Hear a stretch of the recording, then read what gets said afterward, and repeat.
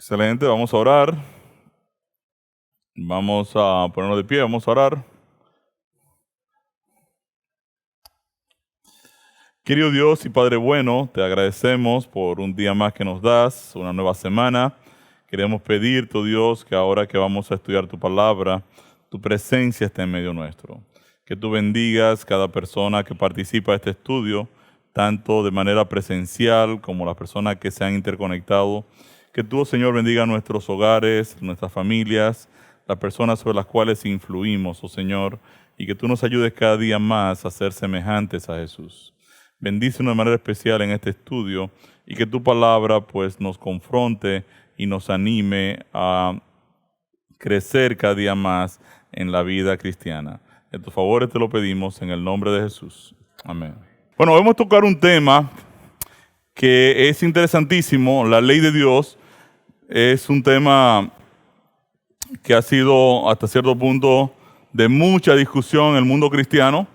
Hay grandes posiciones con relación a si la ley de Dios, los 10 mandamientos, están vigentes para el cristiano de hoy o no están vigentes. Y esas discusiones se han dado fundamentalmente por el tema de si debemos observar el sábado como día de reposo o no debemos observarlo. Porque en esencia, cuando la persona estudia la ley de Dios, se dan cuenta de manera muy fácil que gran parte de los mandamientos que están acá, pues están vigentes. Por ejemplo, una persona que dice amar a Dios no debe tener otro Dios delante de Dios, ¿correcto? Una persona que dice amar a Dios no va a ser idólatra.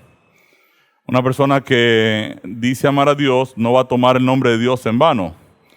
Tampoco va a irrespetar a sus padres, tampoco va a matar o a mentir o a robar o a engañar o a codiciar. Entonces, ese conjunto de mandamientos, que en realidad son mandamientos morales significa que establecen el marco de lo que es correcto y de lo que es incorrecto, pues obviamente todo el mundo cristiano, incluso hasta no cristiano, entienden que tiene sentido que todavía se observen. Usted va a ver, por ejemplo, personas que no necesariamente son cristianos, pero que están muy conscientes de que la mentira es un pecado o está mal. Personas que hacen negocios, por ejemplo, o toman un préstamo en un banco o firman un contrato, quisieran, obviamente, que la otra parte no los engañe, o que la otra parte no les robe, o que la otra parte no sea deshonesto, ¿verdad? Entonces, obviamente, no hay que ser cristiano para saber que dentro de lo que es un marco moral, pues los 10 mandamientos tienen una vigencia muy, muy clara. Ahora, la pregunta viene es si están vigentes para el cristiano de hoy o no están vigentes, y en realidad, ¿a qué apuntan los 10 mandamientos o a qué apunta la ley de Dios? Entonces, vamos a hablar un poquito del tema de la ley de Dios y vamos a hablarlo también desde una perspectiva un poco distinta. Sin embargo, vamos a hacer un pequeño resumen de hasta ahora lo que hemos visto. Nosotros hemos llegado a la conclusión de que los seres humanos están afectados por 2 problemas fundamentales y uno es consecuencia del otro. Nosotros ya estudiamos que desde un comienzo Adán es, ¿qué cosa? La fuente de toda la humanidad.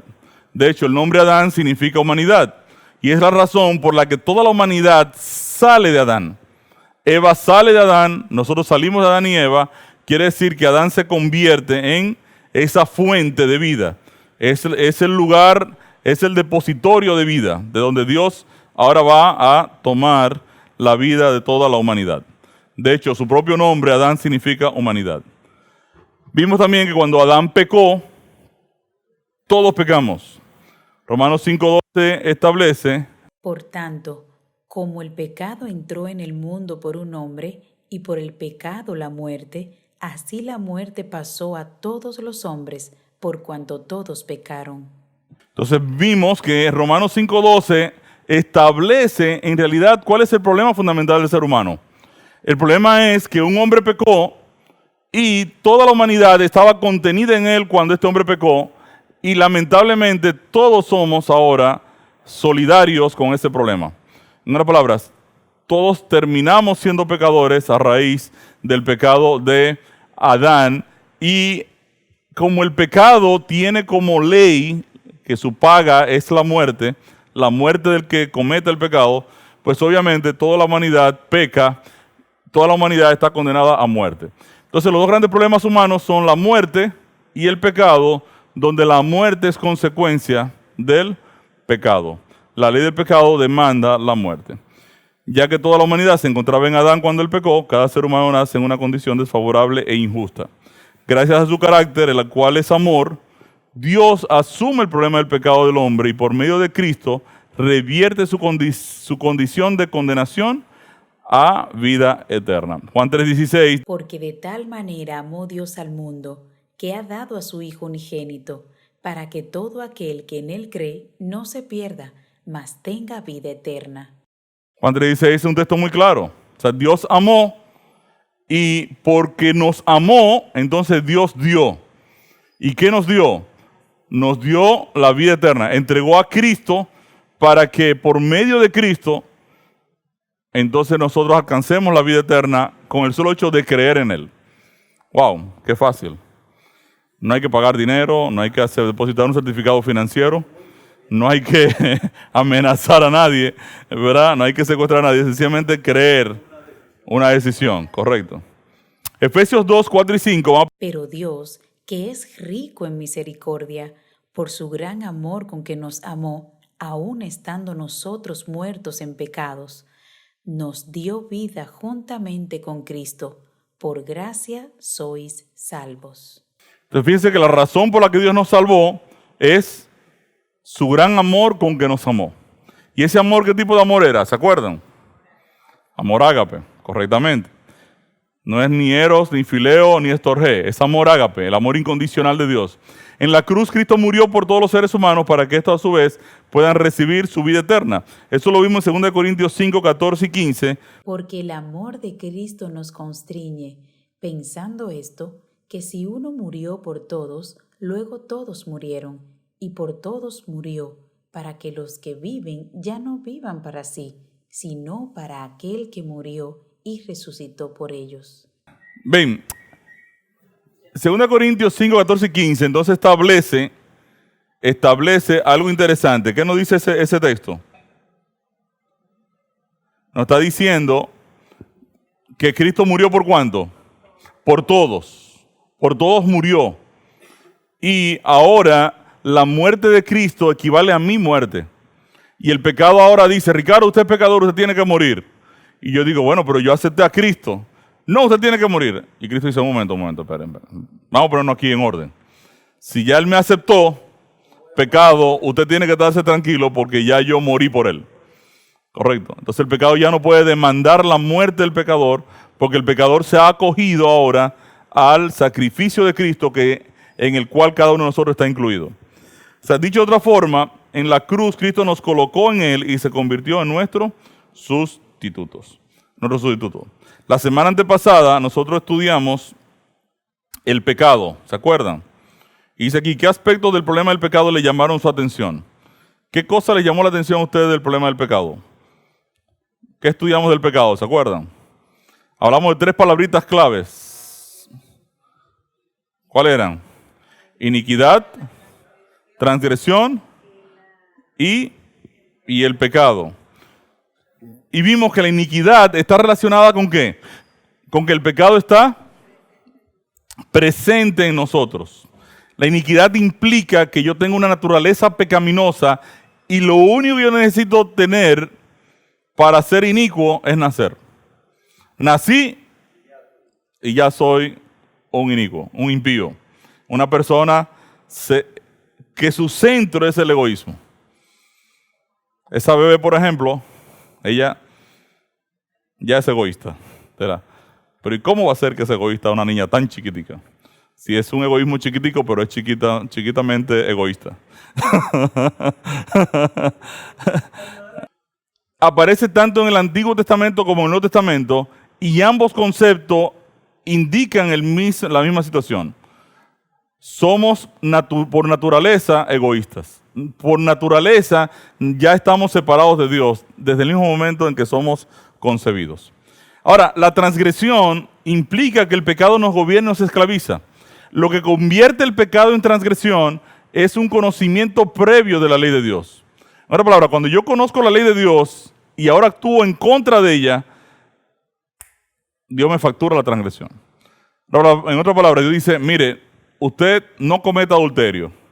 Y yo, bueno, lo que pasa es que es un asunto cultural. Eso era para la gente de antes. Yo creo que no debe haber ningún problema con que yo tenga una esposa y 3 queridas. Entonces, ahora, ¿qué yo hago? Yo estoy actuando ¿en qué? En contra, en rebelión contra lo que ya Dios ha dicho. Entonces, la transgresión implica eso. Viene del hebreo pesha y en griego todavía se entiende mejor como anomía. Ir en contra del nomio, actuar en contra de la ley de Dios. Ya que tenemos una naturaleza intrínseca en nosotros desde que nacemos, es fácil para el pecado dominarnos, esclavizarnos y mantenernos apartados del Señor. Y definitivamente el pecado nos culpa y nos condena a muerte. Viene del hebreo hatá, que significa errar el blanco. Errar el blanco, fallar. Es lo mismo que pecar. El hombre pecó, falló, erró. Es la misma palabra. Y el pecado nos culpa y nos condena a muerte. Entonces estas 3 realidades está presente en nosotros, nos gobierna y esclaviza y nos culpa y condena. Es la triste realidad que tenemos como seres humanos. Aquí están las 3 palabras en hebreo, las 3 palabras en griego. El Evangelio, entonces, la buena noticia que anuncia que el plan de Dios para resolver el problema de la iniquidad, la transgresión y el pecado fue exitoso en Cristo Jesús. El Evangelio va a contraatacar. En otras palabras, el Evangelio va a tomar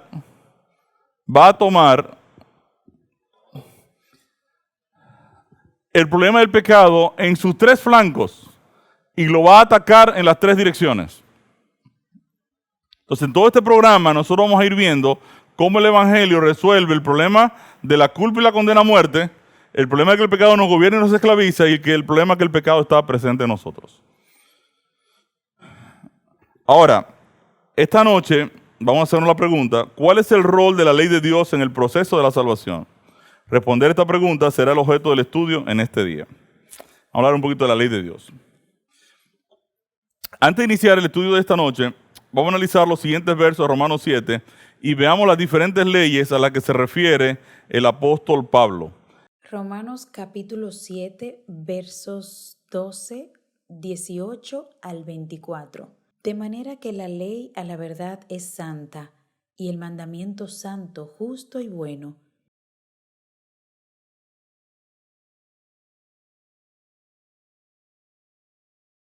Perdón, aquí yo me encuentro una ley que el apóstol Pablo dice que esa ley es santa, justa y buena. 3 características positivas o negativas. Son positivas. Entonces, esa es una ley, correcto. Ahora sigue leyendo, por favor. Porque no hago el bien que quiero, sino el mal que no quiero, eso hago. Y hago lo que no quiero, ya no lo hago yo, sino el pecado que mora en mí. Así que, queriendo yo hacer el bien, hallo esta ley, que el mal está en mí. Esta es otra ley. Pablo está diciendo que él encuentra esta ley, que el mal está en él. Ahora, esa ley es la misma que esta ley, que dice, de manera que la ley a la verdad es santa, el mandamiento santo, justo y bueno. Es la misma. Es la misma. No es la misma. Aquí hay una ley y es que él ha descubierto que el mal está en él. En otra palabra, él ha entendido que él es inicuo y es pecador. Y eso es una ley. Él dice, yo encuentro esta ley que el mal está en mí.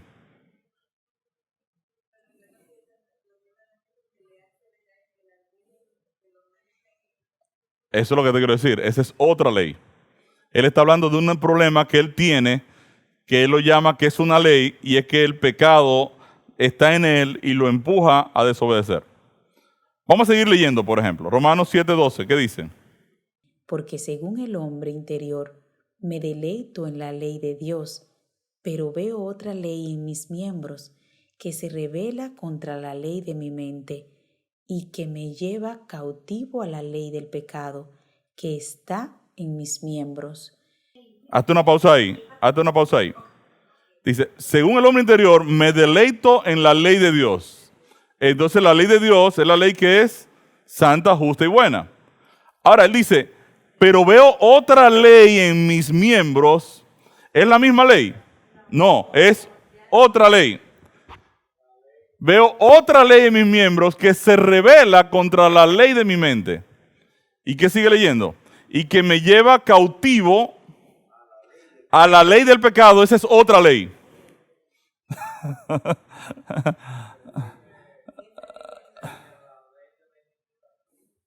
La ley del pecado que está en mis miembros. ¿Ven? Entonces, ¿por qué le quiero poner este texto aquí? Miserable de mí, ¿quién me librará de este cuerpo de muerte? Entonces dice, miserable de mí, ¿quién me va a liberar de este problema? ¿Quién me libera de este cuerpo de muerte? Fíjense, cuando usted lee el libro de Romanos, usted tiene que entender el contexto para saber a qué ley Pablo está refiriéndose cuando está escribiendo. Porque en un momento él se está refiriendo a la ley de Dios y en otro momento se está refiriendo a otra ley. La ley que está en sus miembros que lo lleva a la ley del pecado, lo lleva a pecar. ¿Ven? ¿Ah? Y el pecado es muerte. Ahora, cuando hablamos de una ley, estamos hablando de algo que es así, porque no es de otra manera. En otras palabras, si yo suelto esto de aquí ahora mismo, ¡pau! Y usted lo ve que sube para arriba, ¿qué usted diría? Aquí hay un problema. ¿Por qué? Porque esto debe estar afectado, ¿por qué? Por la ley de la gravedad. Entonces, cuando hablamos de una ley, es que es algo que es así porque es así. No hay vuelta floja. Ahora, eso me lleva entonces a pensar que cuando yo voy a leer la Biblia, sobre todo el apóstol Pablo, que usa mucho la palabra ley, yo tengo que leer el texto tranquilo para saber entonces a qué él se está refiriendo. ¿De acuerdo?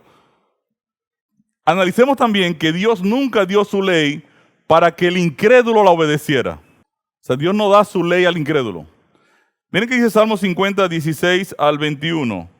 Pero al malo dijo Dios, ¿qué tienes tú que hablar de mis leyes y qué tomar mi pacto en tu boca? Pues tú aborreces la corrección, echas a tu espalda mis palabras. Si veías al ladrón, tú corrías con él, y con los adúlteros era tu parte. Tu boca metías en mal, y tu lengua componía engaño. Tomabas asiento y hablabas contra tu hermano. Contra el hijo de tu madre ponías infamia. Estas cosas hiciste, y yo he callado. Pensabas que de cierto sería yo como tú, pero te reprenderé y las pondré delante de tus ojos. Ven, Dios no le da al incrédulo la tregua para que hable de sus leyes y que ponga el pacto de los 10 mandamientos en su boca. Dice, ¿y tú qué tienes que ver con mis leyes? ¿Cómo tú te atreves a hablar de mi pacto? ¿Cómo tú te atreves a ponerte mis mandamientos en tu boca? Tú no tienes autoridad para eso. ¿Por qué? Dice, porque en esencia tú aborreces la corrección, le dice Dios al incrédulo, le dice al impío, a la persona no creyente. Le dice, tú no tienes que meterte con mi ley. No la obedeces, correcto. Ahora bien, a veces algunas personas dicen que Jesús sustituyó los 10 mandamientos por 2 mandamientos. ¿Han escuchado eso? Mateo capítulo 22, versículos 37 al 39. Jesús le dijo, amarás al Señor tu Dios con todo tu corazón y con toda tu alma y con toda tu mente. Este es el primero y grande mandamiento, y el segundo es semejante. Amarás a tu prójimo como a ti mismo. Estos 2 mandamientos, ¿qué nos está diciendo? Hay gente que dice, no, lo que pasa es que Jesús cogió los 10 mandamientos y los convirtió en 2. ¿Es eso así o no es así? Yo me voy a Deuteronomio 6:5 Y amarás a Jehová tu Dios de todo tu corazón y de toda tu alma y con todas tus fuerzas. Quiere decir que ya en el Antiguo Testamento estaba escrito esa declaración de Cristo. Fíjense que Deuteronomio 6:5 dice, amarás a Jehová tu Dios de todo tu corazón y toda tu alma y con todas tus fuerzas. Y Jesús está diciendo, amarás al Señor tu Dios con todo tu corazón y con toda tu alma y con toda tu mente. Es lo mismo. Quiere decir que Jesús no está diciendo nada nuevo. Él está sencillamente recitando lo que ya estaba escrito. Y en Levítico 19:18 leemos, No te vengarás ni guardarás rencor a los hijos de tu pueblo, sino amarás a tu prójimo como a ti mismo. Yo, Jehová. también estaba escrito, amarás a tu prójimo como a ti mismo. Entonces quiere decir que Jesús no está cambiando lo que estaba escrito en el Antiguo Testamento o cambiando los 10 mandamientos en 2 mandamientos. Ya esas declaraciones estaban escritas en el Antiguo Testamento. Deuteronomio 11:1 nos dice, Amarás pues a Jehová tu Dios y guardarás sus ordenanzas, sus estatutos, sus decretos y sus mandamientos todos los días. y esto es interesante porque a veces nosotros vemos los mandamientos de Dios como una molestia. Dice, es que son como fastidiosos. Y es exactamente lo que dice mi hijo Eduardo cada vez que yo le digo que tiene que hacer algo en la casa. ¿Y por qué yo tengo que arreglar la cama? Digo yo, mira, yo realmente no tengo tiempo para explicarte eso. Yo lo único que necesito es que tú me obedezcas y la arregles ya mismo. Ahora, detrás de eso está ¿qué cosa? Detrás de cada comando que yo le doy a mi hijo de obediencia, ¿qué está detrás? El amor. En otras palabras, cuando yo veo a mi hijo jugando, brincando cercas, venga acá, a partir de ahora usted no brinca una cerca más. Pero ¿y cómo va a ser? Y además yo estoy muy seguro de que yo las puedo brincar. Lo que pasa es que mi hijo no sabe que yo brincaba cercas y me quedé un día enganchado en una cerca, ¿verdad? Y tuvieron que darme 15 puntos en un muslo que todavía lo recuerdo. Entonces ahora yo lo veo brincando cercas y ¿qué le digo? No brinque cercas. Ahora, él puede pensar que yo le estoy fastidiando la vida o puede decir, no, lo que pasa es que mi papá me ama, lo voy a obedecer. Ven, entonces, claro, pero fíjense qué interesante. Este texto de Deuteronomio 11:1, yo quiero que ustedes vean qué es lo importante de este texto. Este texto está relacionando el amar a Dios con guardar sus mandamientos. Otras palabras, cuando la Biblia me habla de la obediencia, siempre me pone detrás el marco del amor. Fíjense, amarás pues a Jehová tu Dios. ¿Y ahora qué dice? Y guardarás sus ordenanzas, sus estatutos, sus decretos y sus mandamientos todos los días. Entonces, aquí la base de la obediencia es ¿qué cosa? El amor. Hay otros que dicen que la salvación por la fe invalida la ley de Dios. Luego por la fe invalidamos la ley en ninguna manera, sino que confirmamos la ley. Luego por la fe invalidamos la ley en ninguna manera. Es un no rotundo. Sino que confirmamos la ley de Dios. Eso es lo que está diciendo el apóstol Pablo en Romanos 3:31. Quiere decir que la salvación no invalida la ley de Dios. El proceso de salvación no elimina la ley de Dios. Antes la confirma. Romanos 6:15. ¿Qué pues? ¿Pecaremos porque no estamos bajo la ley, sino bajo la gracia? En ninguna manera. Es un no rotundo. Entonces, ahora que estamos salvados y ya estamos bajo la gracia, tenemos licencia para hacer lo que nos dé la gana y mentir y robar y engañar y cometer adulterio. ¿Qué dice el apóstol Pablo? En ninguna manera. Eso no es lo que estamos diciendo. Otros afirman que la ley de Dios fue clavada en la cruz. Fue clavada en la cruz. Colosenses capítulo 2, versos 13 y 14. Y a vosotros, estando muertos en pecados y en la incircuncisión de vuestra carne, os dio vida juntamente con él, perdonándoos todos los pecados, anulando el acta de los decretos que había contra nosotros, que nos era contraria, quitándola de en medio y clavándola en la cruz.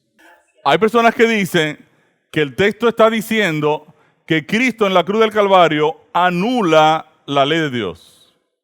Eso no es lo que dice el texto.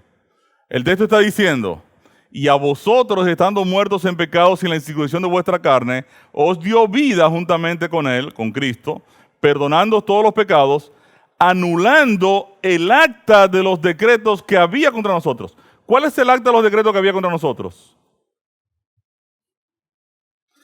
Que los seres humanos pecadores tienen que morir, porque son pecadores, tienen la sentencia de muerte.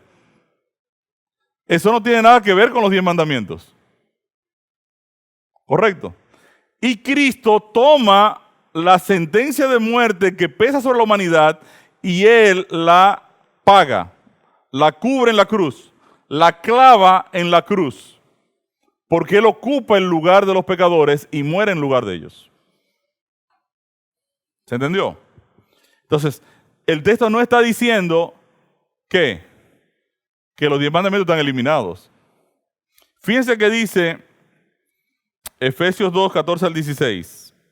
Porque Él es nuestra paz, que de ambos pueblos hizo uno, derribando la pared intermedia de separación, aboliendo en su carne las enemistades, la ley de los mandamientos expresados en ordenanzas, para crear en sí mismo de los dos un solo y nuevo hombre, haciendo la paz y mediante la cruz reconciliar con Dios a ambos en un solo cuerpo, matando en ella las enemistades. Fíjense que Cristo en la cruz, ¿verdad? Dice, Él es nuestra paz, de ambos pueblos hizo uno, derribando la pared intermedia de separación, aboliendo en su carne las enemistades, la ley de los mandamientos expresados en ordenanzas. Otra versión dice, la orden a ritos. ¿Qué significa eso? Que todo el sistema sacrificial queda también eliminado con Cristo, porque ya Cristo llegó y toda la estructura de ritos queda ahora anulado con la muerte de Cristo. Ahora, veamos el rol de la ley en el plan de salvación. Romanos 7:11, según el apóstol Pablo, ¿qué había hecho el pecado con él? Porque el pecado, tomando ocasión por el mandamiento, me engañó y por él me mató. Entonces, ¿qué pasó con Pablo y el pecado? ¿El pecado qué cosa? Lo engañó. ¿Y qué hizo para que lo engañó? Lo mató. Ahora, interesante. El apóstol Pablo está diciendo qué cosa, que el pecado es un engañador. Es un engañador. Entonces, dado que el pecado es engañoso, sería imposible para el hombre pecador reconocer plenamente su condición a menos que Dios se la revele. Esto Dios lo hace por medio de su ley. En otras palabras, para una persona que es pecadora, que piensa de forma pecaminosa, le resulta muy difícil darse cuenta que es pecador. Yo no he visto muchas personas que dicen, no, pero yo no soy malo, yo no soy tan malo. O sea, yo no soy tan malo. Yo conocí un tipo que me decía un día, mira, ¿sabes qué? Yo lo que me doy mi traguito, a veces salgo, tú sabes, con alguna mujer, tú sabes que no es mi esposa, pero eso no es tan malo. Hay gente que son muy malas, me dicen. Yo no soy tan así. Es más, el día del juicio yo paso con 70. Hay personas que entienden que no son pecadores. Entonces, lo que Pablo está diciendo es que el pecado es engañoso y no le permite ver al hombre pecador cuál es su realidad. De hecho, nosotros mismos como cristianos a veces nos autojustificamos. En otras palabras, yo puedo decir, wow, pero yo no soy tan malo como Miledis, o no soy tan malo como Víctor. Pues, porque mira, yo vengo a la iglesia, yo oro, yo doy diezmo y ofrenda, yo hago esto, yo hago lo otro, y mi lista de cosas buenas es tan grande que yo me comparo con los demás pero es que la Biblia no me está diciendo eso. La Biblia me está diciendo que el pecado es engañoso.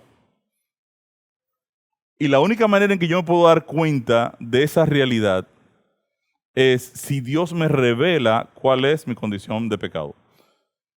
Por eso es que cuando yo me comparo con Cristo, yo siempre voy a dar cuenta que la distancia es enorme. Porque todavía salen mis egoísmos. A veces cuando estoy hablando con mi esposa, sale ese egoísmo por ahí. Yo la manipulo, o ella me manipula también porque, ven, y somos creyentes, sí somos creyentes. Pero entonces, a menos que yo no vaya donde Cristo, yo no tengo forma de darme cuenta de mi condición de pecado. No tengo forma de darme cuenta de mi condición de pecado. Y eso entonces el Señor tiene que hacer, ¿qué cosa? Tiene que revelarme cuál es el problema. Fíjense, aquí yo tengo esta historia, este Salmo 32, 1 y 2. Bienaventurado aquel cuya transgresión ha sido perdonada y cubierto su pecado. Bienaventurado el hombre a quien Jehová no culpa de iniquidad y en cuyo espíritu no hay engaño. ¿Quién escribió este Salmo 32? David. ¿Cuándo escribió David ese Salmo?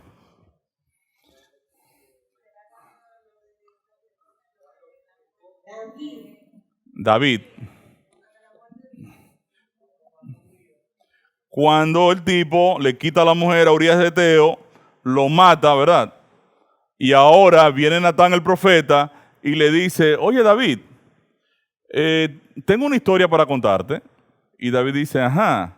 Dice, sí, como tú eres el juez de Israel, tú ves, me gustaría que tú escuches esta historia. Había un hombre muy rico que tenía muchas ovejas, que vivía al lado de un hombre muy pobre que tenía una sola ovejita. Ese hombre pobre había cuidado de esa ovejita desde que nació, era como parte ya hija de él, era parte de la casa. Y ese hombre quería esa ovejita y los niños del pobre jugaban con esa ovejita. Pero un día llegó, ¿qué cosa? Un amigo del hombre rico a su hacienda y el hombre rico dijo, qué bueno que tú estás aquí, fulano, vamos a celebrar, matemos a la oveja del vecino. Y este hombre, teniendo muchas ovejas, fue y le robó la oveja al vecino y la mató y la cocinó. Y David se llenó de ira por esa situación, ¿correcto? Por esa barbaridad que hizo ese tipo. Y dijo, ese hombre tiene que morir y debe pagar con 4 tantos por esa oveja. ¿Y qué le dice Natán? Ese hombre eres tú. ¿Qué había pasado con el pecado y David? ¿Engañó el pecado a David? ¿Lo engañó? ¿Se había podido dar cuenta David de la situación de pecado que él tenía? No. ¿Tuvo que venir el profeta para qué? Y ese profeta fue guapo, porque usted ir a un rey a decirle que es un asesino y que le quitó la mujer a otro tipo y que tiene que morirse, debe ser una cosa dura, ¿verdad? Entonces David escribe este salmo y dice, bienaventurado aquel cuya transgresión ha sido perdonada y cubierto su pecado, bienaventurado el hombre a quien Jehová no culpa de iniquidad y en cuyo espíritu no hay engaño. Wow, bienaventurado el hombre que no es engañado por el pecado. O sea, David escribe el Salmo 32 luego de arrepentirse del pecado cometido en la historia de Urías, Eteo y Betsabé. ¿Cómo conoció el apóstol Pablo el pecado? ¿Cómo lo conoció?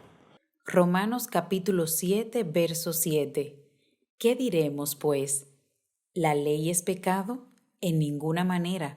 Pero yo no conocí el pecado sino por la ley, porque tampoco conociera la codicia si la ley no dijera, no codiciarás.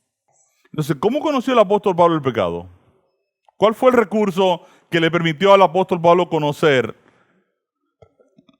el pecado? La ley de Dios. Ahora, fíjense algo interesante. Pablo está en Romanos 7:7 diciendo, yo no conocí el pecado sino por la ley, porque tampoco conociera la codicia si la ley no dijera, no codiciarás. ¿Por qué el apóstol Pablo escogió ese mandamiento de la codicia? ¿Por qué no escogió el mentir, el robar, el adulterio? La codicia es el único mandamiento que no se ve. El único pecado que no se ve. No se ve. O sea, sí, lo que quiero decir es que yo no puedo saber que tú eres codiciosa. Porque ¿está dónde? O sea, el único mandamiento, el único pecado que se queda ¿dónde? Se concibe en la mente. El apóstol Pablo quiere demostrar con esto es que el pecado no tiene necesariamente que ser ejecutado para ser pecado. El pecado en realidad ocurre ¿dónde? En la mente. Wow, a mí me gusta la cartera de Miledis. Sí, yo quisiera una cartera de eso. Entonces, ¿ahora qué pasa? Ahora comienza un proceso de cómo yo logro conseguir una cartera igual. Entonces, ahora empieza, vamos a ver otro ejemplo, ¿verdad? Porque yo no uso cartera, Milady, ¿verdad? Y menos una cartera tan grande como la tuya. Pero la codicia no se ve. Yo tengo el pecado ¿dónde? Aquí adentro. Aquí adentro. La ley de Dios entonces me señala ahora mi condición de pecado hasta por la forma en que yo estoy pensando. El apóstol Pablo en Romanos 7:7 enseña claramente que el propósito de la ley de Dios es darnos a conocer el pecado. Fíjense que él dice, yo no conocí el pecado sino por la ley, porque tampoco conocía la codicia si la ley no dijera, no codiciarás. Entonces, el primer objetivo de la ley de Dios es mostrarnos lo que es pecado. La ley de los 10 mandamientos es una ley moral que establece la diferencia entre lo que es correcto y lo que es incorrecto. En Romanos 7:7, el apóstol Pablo enseña claramente este primer propósito de la ley de Dios. O sea, el engaño es una verdad con algo de mentira. Y ese engaño es mentira. Toda verdad, Juan, que tenga un poquito de mentira, ya es mentira. La verdad tiene que ser prístina. No puede tener ni un pelín de mentira. Porque si la verdad tiene un poquito de mentira, es peor que una mentira. Es un engaño. Creo que pusimos aquí el ejemplo del tipo que quería fabricar billetes de $100 falsos y calculó el costo de las maquinarias y todo, y cómo se amortizaba en el tiempo, y se dio cuenta que le costaba $2.50 por cada billete que él emitiera de $100, le costaba $2.50 hacer o falsificar ese billete. Entonces él decidió hacer billetes de $102.50 para ganarse los $100 redondos. Entonces no es engaño, ¿cierto? ¿Por qué? No va a llegar con billetes de $102.50, correcto. Ahora, si él hace billetes de $100 con la tinta que se parece a los de $100, con la textura, ahí es engaño, es mentira. Entonces la mentira siempre se ve, siempre es un pecado que va a afectar a las personas que hacen la transacción. Según Romanos 3:20, ¿cómo nosotros podemos conocer el pecado? De acuerdo al texto. Romanos capítulo 3, verso 20. Ya que por las obras de la ley ningún ser humano será justificado delante de él, porque por medio de la ley es el conocimiento del pecado.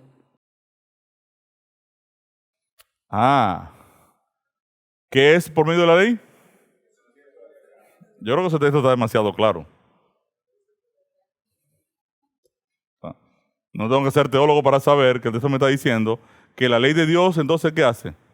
Me enseña, me muestra el pecado en su justa dimensión. Solo por medio de la ley podemos conocer el pecado y darnos cuenta de que somos pecadores necesitados de un Salvador. ¿Qué eliminaríamos si la ley de Dios no estuviese vigente hoy? Lea Romanos 5:3 y Romanos 4:15. Romanos capítulo 5, verso 13.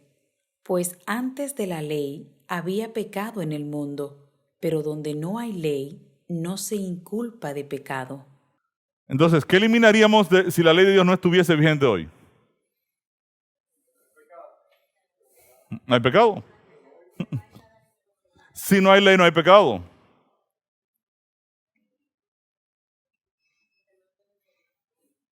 Correcto.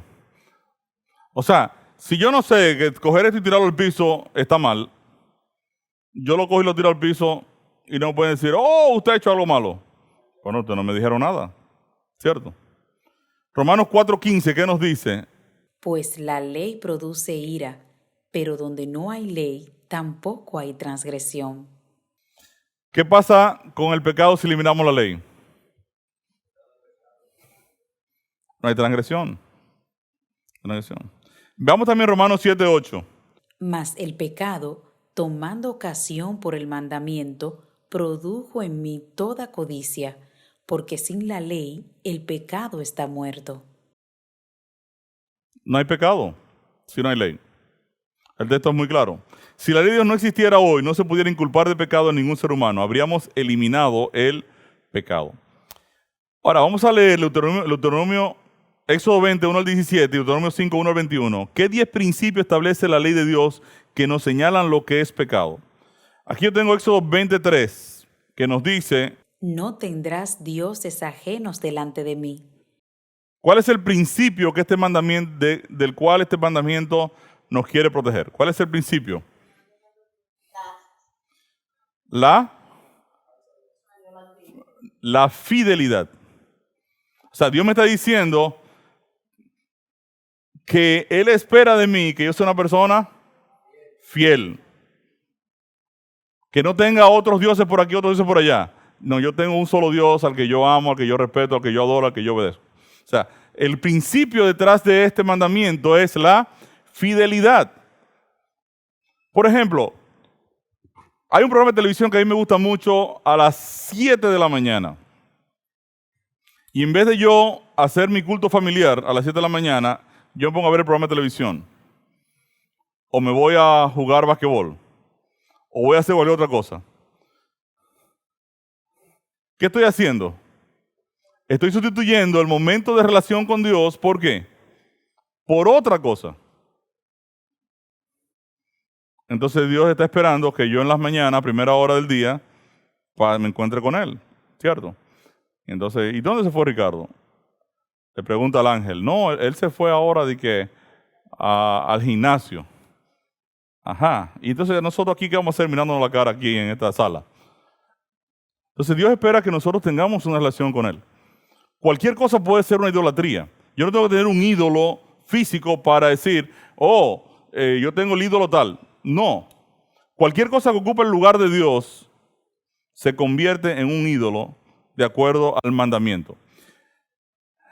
El mandamiento número 2. No te harás imagen ni ninguna semejanza de lo que esté arriba en el cielo, ni abajo en la tierra, ni en las aguas debajo de la tierra. No te inclinarás a ellas, ni las honrarás, porque yo soy Jehová tu Dios, fuerte, celoso, que visitó la maldad de los padres sobre los hijos, hasta la tercera y la cuarta generación de los que me aborrecen, y hago misericordia a millares, a los que me aman y guardan mis mandamientos. Y guardan mis mandamientos. Entonces, ¿cuál es el principio que este mandamiento está ahora resaltando?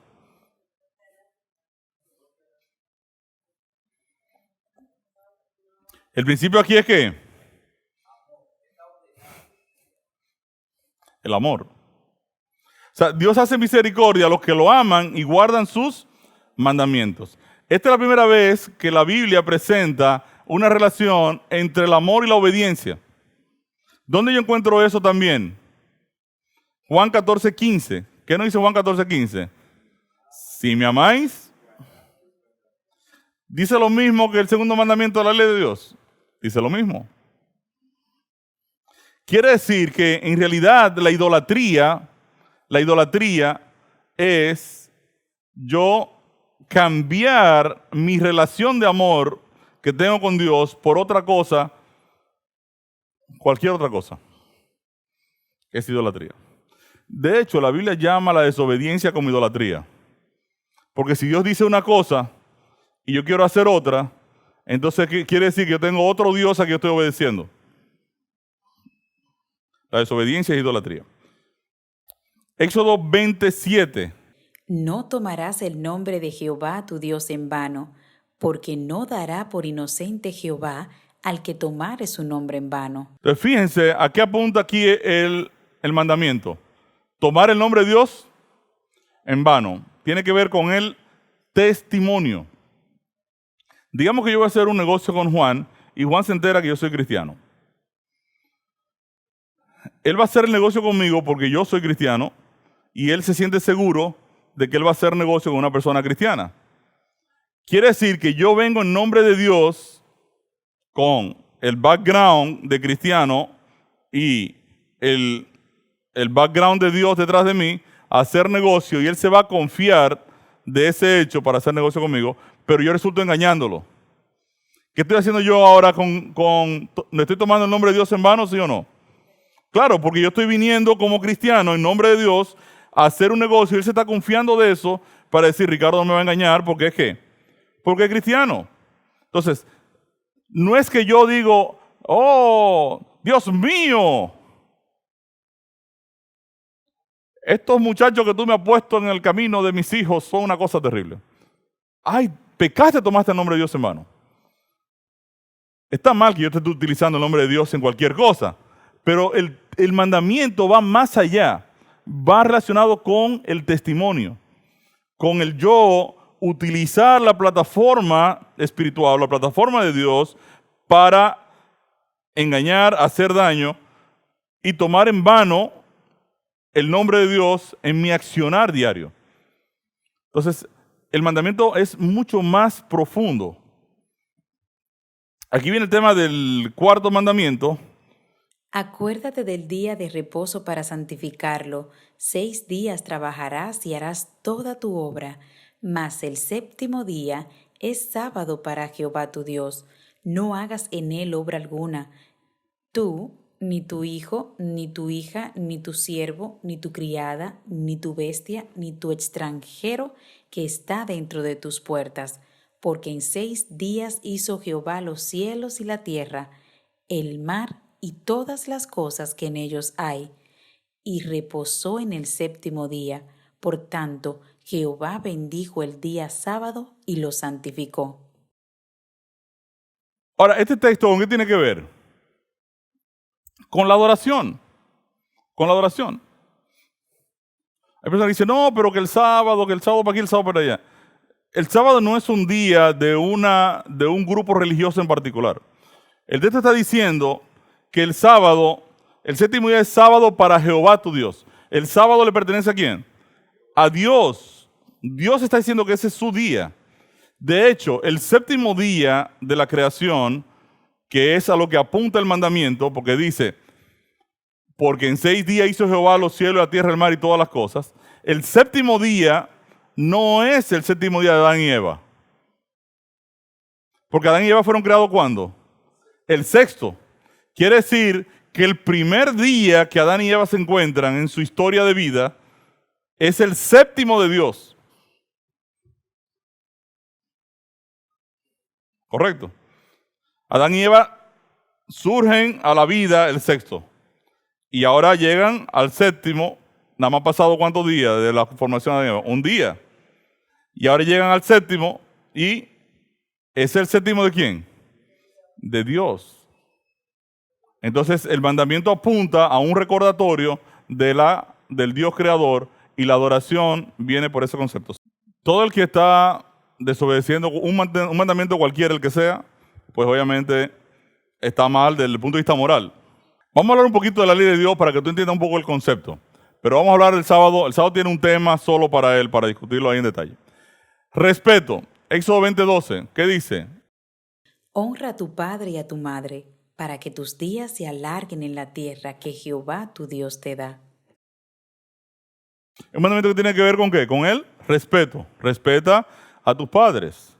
Respeta a Dios. Respeta a las personas que son mayores que tú o que te pueden aconsejar. Hacia eso apunta el mandamiento. Éxodo 20:13, eso lo voy a leer yo porque es bien cortito. No matarás. ¿A qué apunta este mandamiento? A la vida. A la vida. El mandamiento no solo me está diciendo que no mate a una persona, me está diciendo que promueva la vida porque Dios es vida. ¿Correcto? Ahora, hay gente que dice, no, pero yo nunca he matado a nadie. De hecho, yo le he dicho a muchos miembros de mi iglesia que son muy pro de que guardan todos los mandamientos, le digo, ¿cuántos de ustedes han matado a una persona? Dice, no, nadie ha matado a nadie. ¿Saben ustedes cuando usted no testifica y no le dice a una persona que hay vida eterna en Cristo Jesús, usted lo está matando? O sea, cuando tú le dices a una persona que el plan de salvación existe y que hay vida eterna para él, lo estás matando eternamente. De hecho, yo tuve una reunión que les pregunté a todos, ¿cuántos ahora han matado? Y todo el mundo dijo, O sea, la falta de yo decirle a una persona que el Evangelio es un plan de vida eterna que Dios ha provisto en Cristo, ya automáticamente yo violo este principio. No tengo que coger un cuchillo y clavárselo a una persona. Estoy haciendo algo peor. Lo estoy condenando a muerte eterna por no testificarla. No cometerás adulterio tiene que ver con el orden. Adulterio significa adulterar, alterar el orden de las cosas. Obviamente, Dios establece el matrimonio en el jardín del Edén y adulterio se utiliza más en el sentido del matrimonio. Pero todo lo que implica una alteración de un orden instituido, el engaño es un adulterio. Si yo adultero un contrato, altero el orden del contrato para un beneficio personal, también estoy cometiendo adulterio. Tiene que ver con el orden. No hurtarás tiene que ver con la honestidad. No hablarás falso testimonio, no hablarás contra tu prójimo falso testimonio, no mientas, tiene que ver con la verdad. Dios es un Dios de verdad. Jesús dice, yo soy el camino, la verdad y la vida. Dios es verdad. Quiere decir que Dios promueve la verdad. Y definitivamente el último mandamiento. Éxodo 20, verso 17. No codiciarás la casa de tu prójimo, no codiciarás la mujer de tu prójimo, ni su siervo, ni su criada, ni su buey, ni su asno, ni cosa alguna de tu prójimo. Fíjense, el mandamiento de la codicia en realidad tiene que ver con el contentamiento. Gran parte de las deudas, de las personas que se endeudan, tienen un problema de codicia. ¿Saben ustedes eso? Yo no soy feliz, pero yo, ¿por qué? Porque yo me merezco este mejor carro, o me merezco esta mejor casa. Entonces yo me voy a poner ahora a un nivel que yo entiendo que yo me merezco, pero que todavía Dios no ha provisto. Porque Dios es el que provee. Entonces, yo no soy feliz, no estoy contento y me voy a endeudar para ponerme en el lugar que yo entiendo que me merezco. Entonces, cuando usted compara ahora estos mismos mandamientos con Deuteronomio 5, del 1 al 21, usted se va a dar cuenta que los 10 mandamientos de Éxodo 20 son idénticos a Deuteronomio 5, con excepción del cuarto mandamiento. En Deuteronomio 5, por ejemplo, te dice que se debe guardar el sábado porque fuiste siervo en tierra de Egipto y que Jehová tu Dios te sacó de allá con mano fuerte y brazo extendido. Por lo cual Jehová tu Dios te ha mandado que guardes el día de reposo. La razón por la que Deuteronomio manda a guardar el sábado es porque Israel fue redimido, fue liberado de Egipto. En Éxodo 20, la razón es porque en 6 días hizo Jehová los cielos y la tierra, el mar y todas las cosas que en ellos hay, y reposó el séptimo día. Mientras Éxodo 20 apunta a la creación para la observancia del sábado, Deuteronomio 5 apunta a la redención por la observancia del sábado. Las dos razones. Algunas personas confunden la ley de Moisés con los 10 mandamientos. No lo vamos a leer en detalle, ustedes lo van a tener esto en sus casas, pero Lucas 2:22, la ley de Moisés se llama ley de Moisés, En Isaías 54, los 10 mandamientos se le llama la ley de Dios. Efesios 2.15 se le llama la ley de los mandamientos en orden a ritos. En Santiago 2.8 se le llama la ley real a la ley de Dios. Segunda Crónicas 35.12 fue escrita por Moisés en un libro. Éxodo 31.18 y 32.16 es escrita por Dios sobre piedra. Termina en la cruz la ley de los ritos, la ley de los sacrificios. Efesios 2.15. Permanecerá para siempre. Lucas 16.17. Fue añadida por causa del pecado. Gálatas 3.19. Romanos 7.7 y Romanos 3.20. La ley de Dios señala el pecado. Es contraria a nosotros. Colosenses 2.14 nos condena a muerte. No es penosa. Primera de Juan 5.3. No juzga a nadie. La ley de Moisés, Colosenses 2.14-16. Santiago 2.10 al 12 dice que la ley de Dios juzga a todo el mundo. Hebreos 7.16 dice que la ley de Moisés es carnal. La ley de Dios es espiritual. La ley de Moisés no perfeccionó a nadie. La ley de Dios es perfecta. Fue dispuesta al lado del arca. Fue colocada dentro del arca. Aquí están los dos textos. Deuteronomio 10, 1 al 5 dice que los 10 mandamientos estaban dentro del arca del pacto. Y Deuteronomio 31:26 dice que el libro de la ley de Moisés estaba al lado del arca del pacto y iba a quedar de testigo. Ahora, aquí viene una pregunta. ¿Eliminó Jesús los mandamientos? De acuerdo a Mateo 5, 21 y 22 y Mateo 5, 27 y 28. Mateo capítulo 5, versos 21 y 22. Oísteis que fue dicho a los antiguos, no matarás, y cualquiera que matare será culpable de juicio. Pero yo os digo que cualquiera que se enoje contra su hermano será culpable de juicio, y cualquiera que diga necio a su hermano será culpable ante el concilio, y cualquiera que le diga fatuo quedará expuesto al infierno de fuego. Ahora, ¿eliminó Jesús el mandamiento no matarás? ¿De acuerdo al texto? No, lo hizo más difícil. Dicen, no, ustedes escucharon que fue dicho no matarás. Yo les digo que cualquiera que se enoja contra su hermano, ya lo mató. Porque es que yo no tengo que matar a la persona. Yo voy a decir, a mí me gustaría que tú nada más desaparecieras. Ya lo maté. De hecho, si yo hablo con Fausto mal de Miledis y ya Fausto no quiere saber más de Miledis, por lo que yo le comenté a Fausto, ya yo maté a Miledis, pues Fausto ya no quiere saber de Miledis. Entonces un chisme puede matar a una persona y eliminarla, él la elimina de su lista de personas que apreciaba. Te eliminó de su libro, correcto. Fíjense que dice Mateo 5, 27 y 28 con relación al adulterio.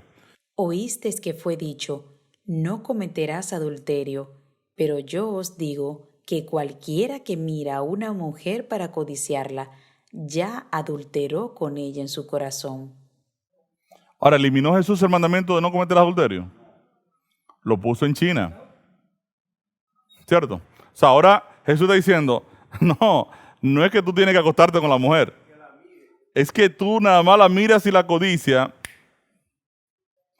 Lo que quiere decir que la pornografía sería adulterio.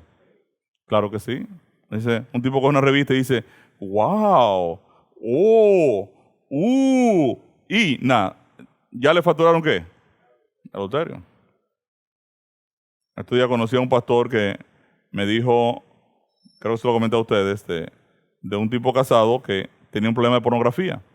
Serio.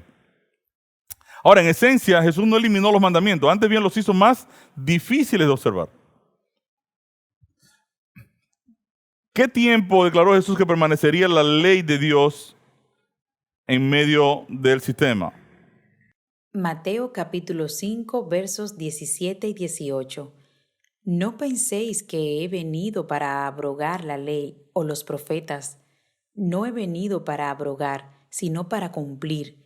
Porque de cierto os digo que hasta que pasen el cielo y la tierra, ni una jota ni una tilde pasará de la ley, hasta que todo se haya cumplido.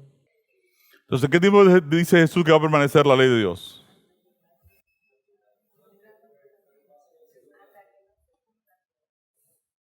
Mientras dure en el cielo y la tierra. ¿Eso es mucho tiempo? Eso es mucho tiempo. Jesús declaró que mientras exista el cielo y la tierra, la ley de Dios no sería modificada ni en un acento. Según Santiago 2, 10 y 11, ¿a qué ley se refiere el apóstol Santiago al tratar el tema de la transgresión? Santiago capítulo 2, versos 10 y 11.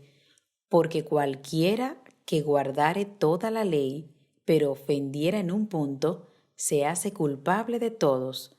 Porque el que dijo, no cometerás adulterio, también ha dicho, no matarás. Ahora bien, si no cometes adulterio, pero matas, ya te has hecho transgresor de la ley. Entonces, ¿a qué le está refiriendo el apóstol Santiago aquí?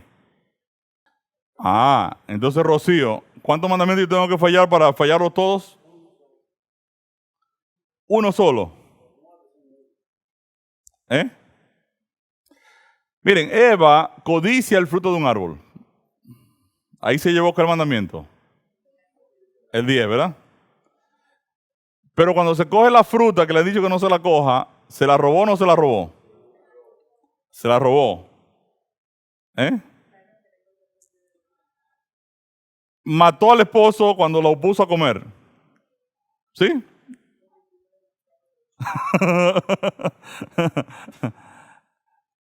Mintió. ¿Verdad? No le hizo caso a Dios, que es su padre. Desobedeció a su padre.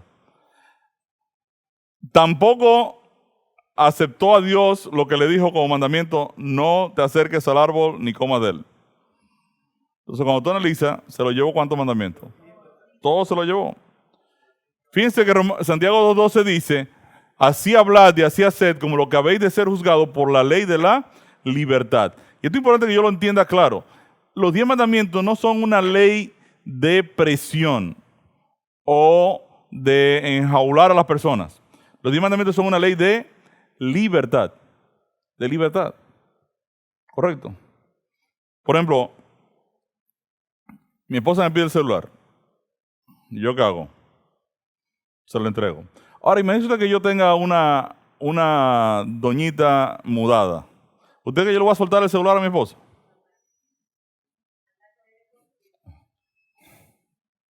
¿Y por qué tú quieres mi celular? Ven, entonces, cuando tú estás en ¿qué? En obediencia, ¿tú estás qué? Libre. Libre. No tengo que tener miedo, no tengo que tener un susto. Si una persona engañó a una gente, ¿qué tiene que hacer? Anda escondido. Ustedes, por ejemplo, muchos políticos hoy en día, asustados, ¿verdad? De hecho, se dice que mucha de la gente que está tratando de mantenerse en los cargos y demás es para evitar ¿qué cosa? Caer presos. Correcto. Entonces, es una ley de libertad. La obediencia a los mandamientos de Dios es una ley de libertad. De libertad. Es obvio que el apóstol Santiago se está refiriendo a los 10 mandamientos dados en el Sinaí. El apóstol Santiago también compara la ley de Dios con un espejo. En Santiago 1, 22 y 25. Santiago capítulo 1, versos 22 al 25. Pero sed hacedores de la palabra, y no tan solamente oidores, engañándoos a vosotros mismos. Porque si alguno es oidor de la palabra, pero no hacedor de ella, este es semejante al hombre que considera en un espejo su rostro natural, porque él se considera a sí mismo, y se va, y luego olvida cómo era. Mas el que mira atentamente en la perfecta ley, la de la libertad, y persevera en ella, no siendo oidor olvidadizo, sino hacedor de la obra, éste será bienaventurado en lo que hace. Entonces, ¿a qué compara aquí el apóstol Santiago la ley de Dios? Con un espejo. Dice: si alguno es oidor de la palabra, pero no hacedor de ella, este es semejante al hombre que considera en un espejo su rostro natural y luego se va y se olvida cómo era. Otras palabras, yo me levanto en las mañanas, correcto, y voy al baño. Y ahí hay un espejo en mi baño. ¿Y qué hace el espejo? Me dice: brother, la verdad que usted se levanta feo. ¿Cierto? Yo no rompo el espejo por verme feo. Porque, ¿verdad? O sea, el espejo no tiene la culpa de que yo sea feo en la mañana. Entonces, el espejo solo me dice ¿qué cosa? ¿Cuál es mi condición? pero no me quita la fealdad. Lo mismo pasa con los 10 mandamientos. Los 10 mandamientos no son una ley para salvar a la persona. Solo muestran su condición de pecado. O sea, muestran si tú estás sucio o no estás sucio. Si tú estás codicioso, si estás mentiroso, si estás en adulterio, si estás engañando a Dios, si no estás engañando. O sea, la ley de Dios, de hecho, la ley de Dios ni siquiera condena a nadie. No condena. Tú no encuentras en los 10 mandamientos un mandamiento que diga qué se va a hacer con la persona que mata. O qué se va a hacer con el que comete adulterio. Solo te dice no cometas adulterio, no mates. Pero la ley de Dios no sentencia qué se va a hacer con el pecador. Es una ley sencillamente moral. ¿Correcto? Entonces es como un espejo que indica nuestra condición ante Dios. Ahora, mire aquí, y esto es bien importante que lo veamos, y yo lo voy a leer rápido, porque ustedes lo van a tener en sus casas, y el tiempo se nos está yendo. Dice, según las siguientes tablas, ¿qué característica del mismo Dios refleja su ley? En Lucas 18:19 dice que Dios es bueno. Y 1 Timoteo 1:8 dice que la ley es buena. En Isaías 5:16 dice que Dios es santo. Romanos 7:12 dice que la ley es santa. En Mateo 5:48 dice que Dios es perfecto. En Salmo 19:7 dice que la ley es perfecta. En 1 de Juan 3:2 y 3 dice que Dios es puro. Y en Salmo 19:8 dice que los mandamientos de Dios son puros. En Deuteronomio 32:4 dice que Dios es justo. En Romanos 7:12 dice que la ley de Dios es justa. Juan 3:33 dice que Dios es veraz, es verdad. Y Salmo 119:42 dice que la ley de Dios es la verdad.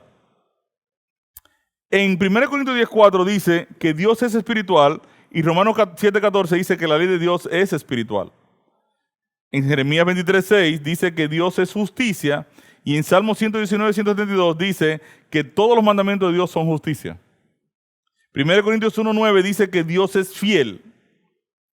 Salmo 111:7 dice que los mandamientos de Dios son todos fieles.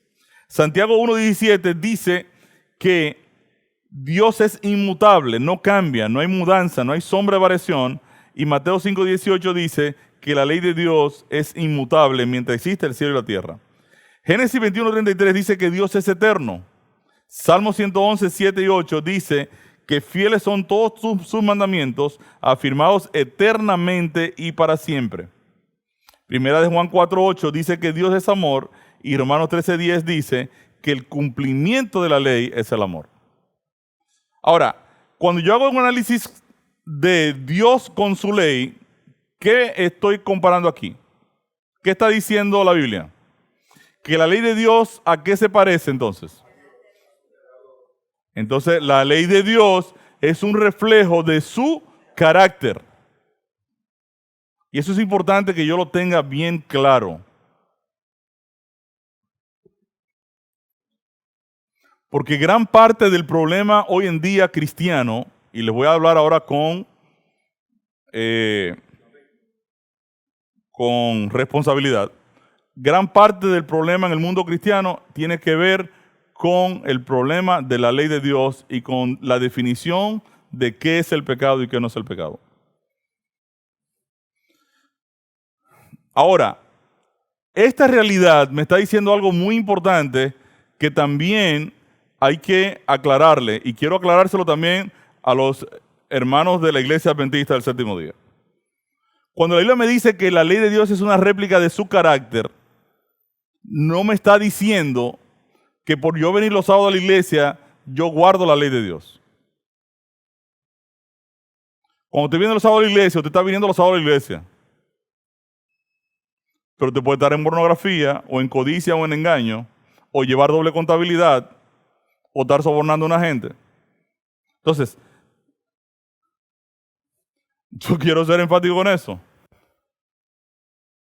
Los 10 mandamientos reflejan, cuando Dios da su ley, está diciendo, así soy yo. y así yo quiero que ustedes sean. El estándar de la ley de Dios es su carácter. En otras palabras, no importa si usted es creyente o incrédulo, lo que Dios le está diciendo a usted, por eso cuando vimos ahorita que Dios le dice al incrédulo, hey, yo no te doy derecho a que tú te pongas mi ley en tu boca. ¿Por qué? Porque tú te estás queriendo comparar conmigo y yo no soy como tú, dice el texto. ¿Se dan cuenta? O sea, los 10 mandamientos lo que me están diciendo es cómo es Dios. Y para yo ser como Dios, entonces lo que la Biblia me pide a mí es que yo muera a Ricardo y le permita al Espíritu de Dios producir o modelar el carácter de Cristo en mí para que ahora el Espíritu de Dios sea quien me conduzca en una obediencia natural a los mandamientos de Dios. ¿Se entiende? No es que Dios dice, usted se convirtió, yo quiero que usted sea como yo, y me deja en banda. Dios no hace eso. ¿Qué hace Dios? Dios dice, no, yo sé que te va a ser difícil ser como yo. Porque tú eres un ser humano, pecador.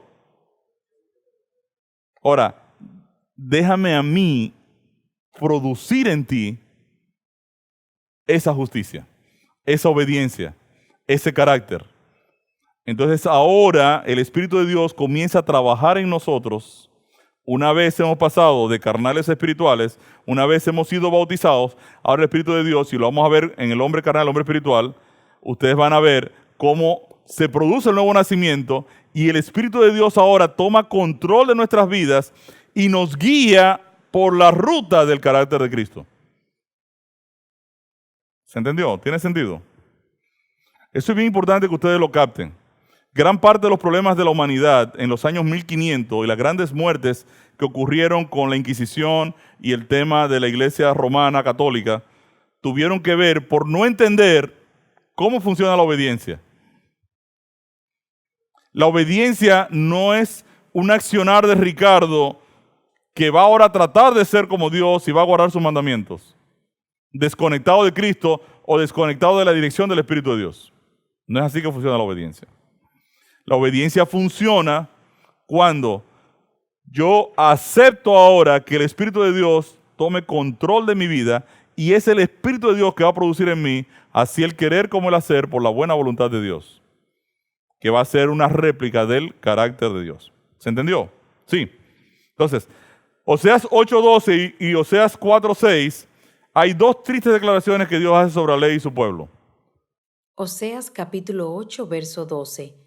Le escribí las grandezas de mi ley y fueron tenidas por cosa extraña. Wow, Dios está diciendo, yo les escribí a mi pueblo las grandezas de mi ley y ellos la tuvieron por cosa extraña. Israel no entendió. Fíjense Oseas 4:6 que está diciendo. Mi pueblo fue destruido porque le faltó conocimiento. Por cuanto desechaste el conocimiento, yo te echaré del sacerdocio. Y porque olvidaste la ley de tu Dios, también yo me olvidaré de tus hijos. ¿Qué le pasó a Israel?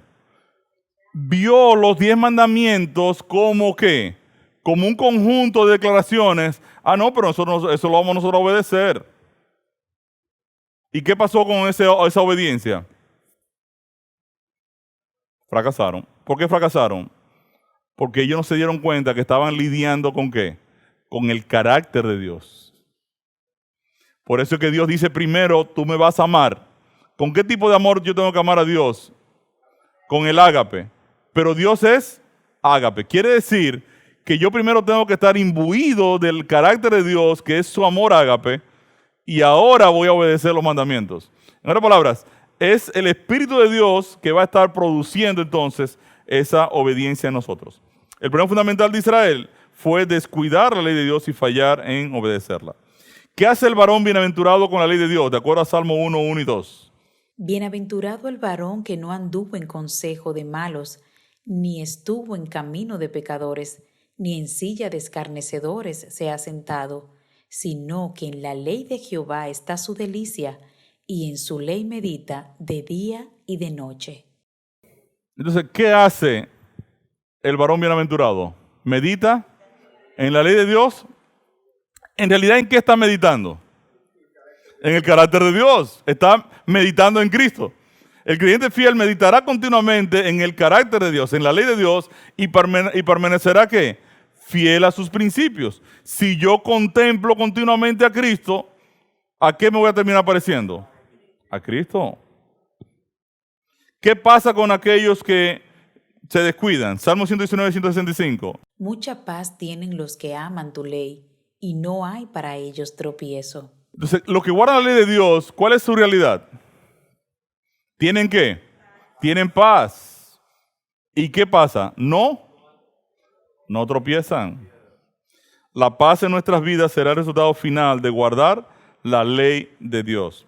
Según Proverbios 28:4 y 28:9, ¿qué principios en cuanto a la ley de Dios presentan estos versículos? Proverbios capítulo 28, verso 4. Los que dejan la ley alaban a los impíos, mas los que la guardan contenderán con ellos. Wow, está duro eso. ¿Qué dice aquí el texto? Los que dejan la ley. En otras palabras, si yo ya sé que la ley de Dios es una réplica de su carácter, y ahora yo digo, no, a mí no me interesa parecerme nada a Jesucristo, parecerme nada al carácter de Dios. Aquí yo estoy alabando. Estoy alabando al malo. Bueno, el impío es el inicuo, la persona que no es creyente. Correcto. Proverbios capítulo 28, verso 9. El que aparta su oído para no oír la ley, su oración también es abominable. El texto me está diciendo que si yo no tengo ningún interés en la obediencia a Dios, en su carácter, que no pierda mi tiempo ni siquiera orando. O sea, la Biblia considera impío aquel que no escucha la ley de Dios y sus oraciones se hacen abominables. De acuerdo a Josué 1:7, para ser prosperado en todas las cosas, ¿en qué debía ser esforzado y valiente Josué? Josué capítulo 1, verso 7. Solamente esfuérzate y sé muy valiente para cuidar de hacer conforme a toda la ley que mi siervo Moisés te mandó. No te apartes de ella ni a diestra ni a siniestra, para que seas prosperado en todas las cosas que emprendas. Entonces, ¿en qué tenía que ser esforzado y valiente Josué? Señores, hay que ser valiente y esforzado hoy para ser obediente a los mandamientos de Dios, para ser una persona correcta. ¿Saben ustedes eso? Cuando una persona llega a la policía, por ejemplo, y digamos que usted tenga un cuartel corrupto y esa persona viene a ser íntegro y a ser correcto, ¿usted cree que ese tipo va a durar mucho ahí en esa posición? No va a durar. Pero fíjense que dice la promesa, para que seas prosperado en todas las cosas que emprendas. Wow. Cuando yo ahora medito en la ley de Dios y ahora digo, oh Señor, pero entonces, ¿cómo yo voy ahora a llegar a ese nivel? A tener el carácter de Cristo. Entonces yo tengo que morir al yo. Por eso el apóstol Pablo dice, con Cristo estoy juntamente crucificado y ya no vivo yo, sino Cristo. La clave en la vida cristiana es no yo, sino Cristo. Entonces, morir al yo para que ahora Cristo tome control de nuestras vidas es la fórmula de la obediencia para ser prosperado en todas las cosas que emprendamos. Obviamente, el texto es un texto espiritual. Es probable que quizás no me salgan bien las cosas económicas. En otras palabras, si yo tengo la oportunidad de conseguir un contrato, pero tengo que dar un soborno de 5 millones de pesos y no lo doy y pierdo el contrato, digo, wow, perdí el ingreso. ¿Qué me iba a dar el contrato? Pero el texto me está diciendo, tú vas a ser prosperado en todas las cosas que emprendas. ¿Qué necesito para seguir adelante obedeciendo? Necesito fe. Fe. La obediencia demanda la fe, y vamos a verlo cuando estudiemos la santificación por la fe. Mantenerse de parte de la ley de Dios es la base de la prosperidad bíblica. Josué 1, 8 y 9 dice: nunca se apartará de tu boca este libro de la ley, sino que de día y de noche meditarás en él, para que guardes y hagas conforme a todo lo que en él está escrito. Porque entonces harás prosperar tu camino y todo te saldrá bien. Mira que te mando que te esfuerces y seas valiente, no temas ni desmayes, porque Jehová tu Dios estará contigo donde quiera que vayas. Además de señalar el pecado, ¿qué otra función tiene la ley de Dios? De manera que la ley ha sido nuestro ayo, nuestro guía o maestro, para llevarnos a Cristo, a fin de que fuésemos justificados por la fe. O sea, la ley, además de ser un espejo que me muestra mi condición, no me puede quitar el pecado. Pero me dice dónde está la solución al problema del pecado. Me dice, usted lo que necesita es a Cristo. Quiere decir que en las mañanas cuando yo me levanto y veo el espejo, y el espejo me dice, la verdad que usted es feo, mi hermano. ¿Qué hace el espejo? Me dice, coja agua y lávese la cara y póngase jabón y afeítese. El agua de vida es lo que usted necesita para lavar esa cara tan fea. Entonces ahora yo me lavo, y después que me lavo, y ahora me miro en el espejo, ahora el espejo dice, usted es un hombre bonito. Entonces aquí encontramos la segunda función de la ley de Dios. Si bien la ley de Dios señala el pecado, no lo quita. Más bien nos dirige a Cristo para que en Él podamos hallar la liberación y la redención. De acuerdo a los siguientes textos, la ley de Dios es una ley de libertad.